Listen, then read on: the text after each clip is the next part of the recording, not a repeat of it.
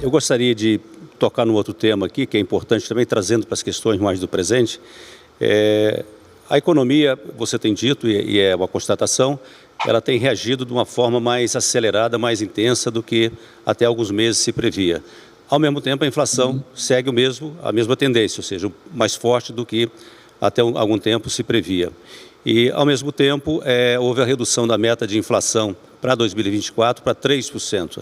A pergunta que eu faria a você é o seguinte: podemos ter um percurso seguro até chegar a uma inflação de 3% em 2024? Quais seriam os pressupostos? Quais seriam os pressupostos para se chegar a essa meta? Não, o Banco Central vai usar todos os instrumentos que tem para que isso aconteça, né? Então, faz parte, a nossa meta principal é fazer com que essa convergência aconteça, entendendo que, né, a gente olhando num período mais longo, a gente tem choques no meio do caminho que são absorvidos. Lembrando que há um tempo atrás a inflação estava muito baixa e a crítica era exatamente o contrário, né?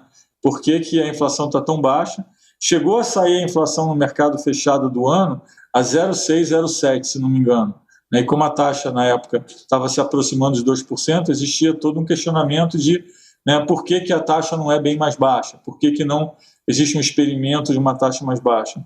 E o Banco Central tem um horizonte de atuação, olha aquele horizonte, e é importante entender que é nesse mundo onde a nossa política tem efetividade que a gente tem um campo de atuação seguro. Então, por exemplo, a inflação de 2021, né, que está bastante acima agora, às vezes a gente recebe perguntas, mas por que a inflação está tão acima e o Banco Central não agiu tão rápido? Bom, quando o nosso horizonte relevante para a inflação de 2021 estava, vamos dizer assim, diante de nós, que era setembro de 2020, as expectativas de inflação estavam bem abaixo da meta, tanto as do Banco Central quanto as do Focus.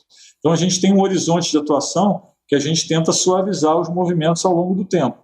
Mais específico, recente, a gente tem um entendimento de que tiveram vários choques, né, e que alguns desses choques têm elementos temporários, mas que a persistência dos choques e a multiplicidade de choques ao mesmo tempo fez com que essa persistência transformasse a inflação e as expectativas de inflação numa coisa mais elevada.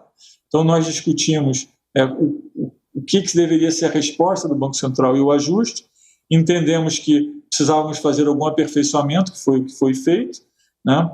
E olhamos hoje a inflação, né, daqui para frente, para tentar criar esse processo de transparência com o mercado, nós precisamos ter as expectativas ancoradas, nós precisamos entender o qualitativo da inflação, né?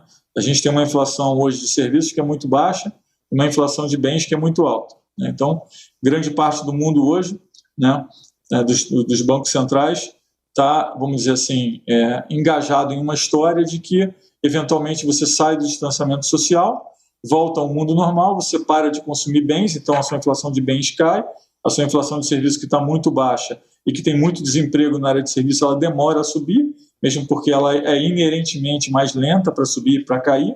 Então, que esse misto de fatores vai fazer com que a gente consiga ter uma recuperação econômica com uma inflação mais baixa. Todas essas variáveis são levadas em consideração.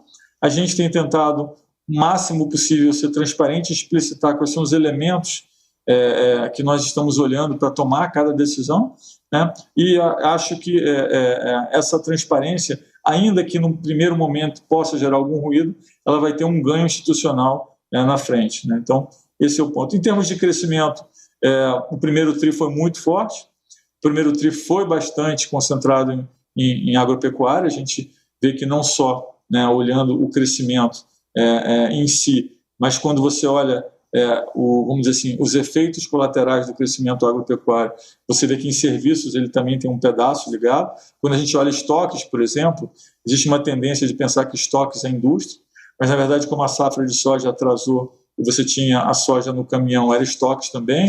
Então a gente entende que tinha uma parte muito ligada à agropecuária. Isso faz com que o segundo TRI tenha uma desaceleração em relação ao primeiro TRI do que a gente imagina que é o mundo de agropecuária, né? Mas a gente tem um número de 4,6 que divulgamos recentemente. O mercado hoje está à frente, né, da nossa expectativa, está mais otimista que o Banco Central. Acho que tem alguma coisa em relação ao segundo trimestre e o crescimento do segundo semestre. Nós estávamos vendo já essa dinâmica há um tempo atrás, o mercado estava em geral, estava com uma expectativa de crescimento muito menor que a nossa, e agora está com uma expectativa de crescimento maior. Existe muita incerteza ainda em relação ao segundo semestre.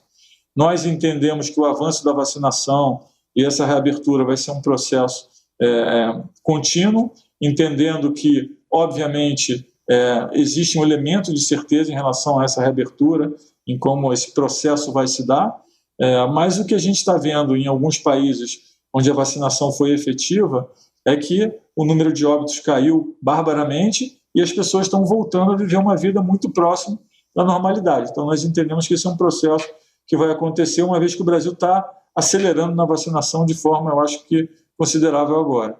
Eu ia ficar nesse tema ainda da inflação, sei que o presidente do Banco Central já avançou bastante, mas ele iniciou a resposta dizendo que o BC vai usar de todos os instrumentos aí para manter a inflação na meta, naquilo que se considera como horizonte relevante. Isso significaria mais juros? Isso significaria que esse aperto monetário levaria aí a esfriar um pouco mais a economia? Enfim, o cenário prospectivo para a economia estaria um pouco mais vulnerável ou outras variáveis compensariam esse aperto monetário? Eu acho que o principal, né, a se considerar nesse debate de qual é o risco de fazer demais é que, no final das contas, o elemento mais disruptivo para crescimento é a inflação desancorada. A inflação desancorada tem uma enorme capacidade de transferência de renda de uma forma muito perversa. Ela faz com que o investidor adie os investimentos, ela cria uma instabilidade no preço da moeda muito grande. Então, assim, esse é um elemento muito disruptivo. Então, você ancorar as expectativas de tal forma que o mundo financeiro, que os agentes tenham a capacidade de prever, né, o prazo mais longo e de certa forma, ter mais credibilidade na política, eu acho que isso é fundamental. Um segundo ponto é que, às vezes, o que a gente tenta transmitir é que toda vez que uma política é feita com credibilidade, ela tem um efeito negativo imediato de subir a Selic, que você drena a liquidez, mas se for feito com credibilidade, você tem um outro efeito positivo, que é o mercado entende, né, que aquela política vai ser efetiva, né? Então, em termos de condições financeiras, que não é só a Selic, as condições financeiras têm a curva curta de juros, a curva média, a curva longa, tem todos os elementos que inserem liquidez, né, na economia. Às vezes, fazendo um ajuste com credibilidade, né, você tem um efeito, obviamente, mais restritivo de subir os juros, mas, do outro lado, você é compensado, né, por um ganho de credibilidade, por a curva estar mais plana, né, por você ter a capacidade de programar. Porque, assim, de novo, voltando ao tema principal, uma das coisas mais disruptivas para o planejamento e para o crescimento equilibrado e estável a longo prazo é a inflação, né? Então, nós entendemos que a missão de inflação está muito ligada, né, a essa outra missão de estabilidade. Lembrando que o Brasil ainda tem uma memória inflacionária, o Brasil é um país que tem um histórico de indexação, né, que não é tão distante da nossa realidade. Então, nós entendemos que essa missão é muito importante, né, e esse processo de ajuste com credibilidade, no final das contas, tem um atenuante em termos de condições financeiras quando a gente faz ele de forma, né, a ter uma percepção de eficiência.